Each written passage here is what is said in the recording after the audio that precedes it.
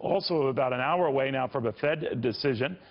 We are expecting the Federal Reserve to go ahead and raise interest rates. It will be the first time in a year, only the second time since 2006. You know the drill here, though. Everyone looks for what the Federal Reserve says and telegraphs in its message, and then in the press conference by Janet Yellen after that. To market watchers, Dani Hughes and Scott Martin and Jonathan Hoenig. All right, Dani, to you first, your predictions. What are you looking at? Well, look, I think that we've made America great again already here down in the stock market. I mean, the equity markets have been rising. Credit spreads have been narrowing. We've seen some pretty amazing things. It's everywhere. It's all thumbs up. But my feeling is you buy on the rumor, sell on the news. And I have a feeling that we may see some pullback to come when we see Trump actually take presidency and have to actually put some things into place, like less regulation, lower taxes, etc. So I think that the hard work is yet to come. Scott, could the markets bear the possibility of more than just 2 rate hikes in 2017, as seemed to be kind of baked into the cake before the Trump election, that it's going to be more than that now? What do you think? Well, what's interesting, Neil, is we actually will get that evidence, believe it or not, in the first quarter. So don't forget, we have today's meeting, but we have 2 meetings, sports fans, in the first quarter of next year. So by March 30th or 31st, we will be there with regards to if we did see those additional 2 hikes. The problem with the market is Danny's right. We've been promised these rate hikes before. Remember last year, we had the hike in December, and they said 3 or 4 more to come in 2016. We saw none until the one we're going to see today. So expectations, you got to check at the door.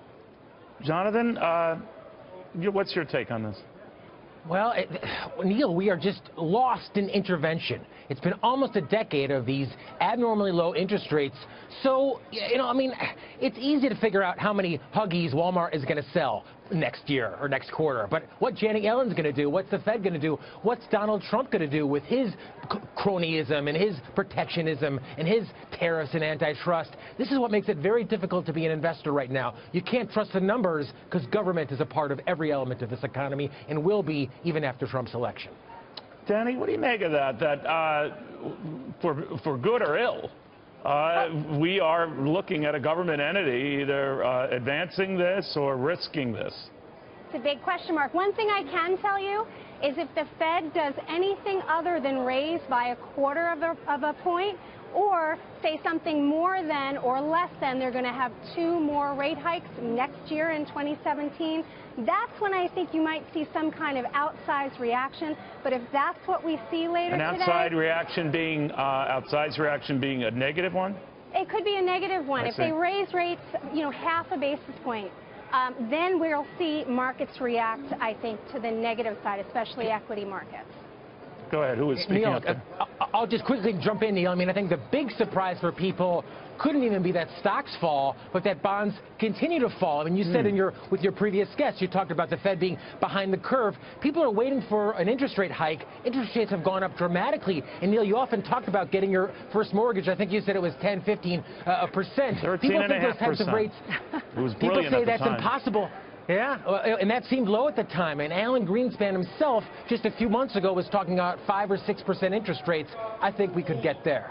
Scott, the markets seem to be poo-pooing all of these possibilities. Maybe they don't see the 13.5% or 14 or 15% thing, but they do see higher rates coming up. And I always wonder, you are in the times you live, and if your only experience is single-digit mortgage rates, whatever the historical abnormality of that, if you're used to 2, 3-something mortgages and suddenly they move to 4 or 5, that's a jolt for you, and that's a jolt for a whole generation. I wonder how that's going to go down.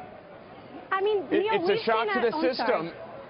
Go ahead, Scott. And if you were an alien, Neil, and came down to Earth in the last 20 years and you looked at that relationship between stocks and bonds, you would say, my goodness, why don't you just own them both, because they're going to go up together. They've both risen in price, relatively speaking, over the last 20 years. So as you see this impact of higher rates coming down, whether it is Fed-driven or maybe in the case of Donald Trump, deficit spending, maybe it is actually economic growth, inflation, those are things to watch if you own a lot of stocks here, because stocks have thrived on low interest rates. That's assuming if you were an alien that you knew what the heck a boat was, or that there was this correlation there, but a brilliant point. Dani, go ahead. You'd probably return home. Yes, indeed. Yeah. The last time, though, Neil, you saw a 2,500-point hike in the Dow in a month.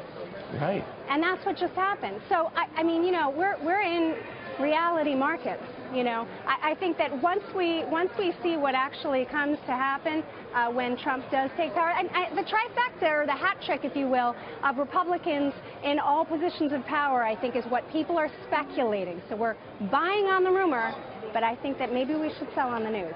Jonathan, what do you think of that? That we've gone, you know, obviously piled up a lot of points here in the last 5 weeks. Too much? Too soon? What? Well, Neil, it's a continuation of the trend. I mean, the market was at all-time highs, I think 12 or 15 times before Donald Trump was elected. And yes, that's escalated after Donald Trump was elected. And I think if you had to look for any historical analog, and, you know, maybe this is, you would say, a little hyperbolic, but it reminds me a lot of Herbert Hoover leading up to the crash in the Great Depression. You know, Herbert Hoover also was a businessman who promised to save and bring back American jobs, also promised protectionism. You remember how well that worked out. Well, there is that. All right, guys, thank you all very, very much.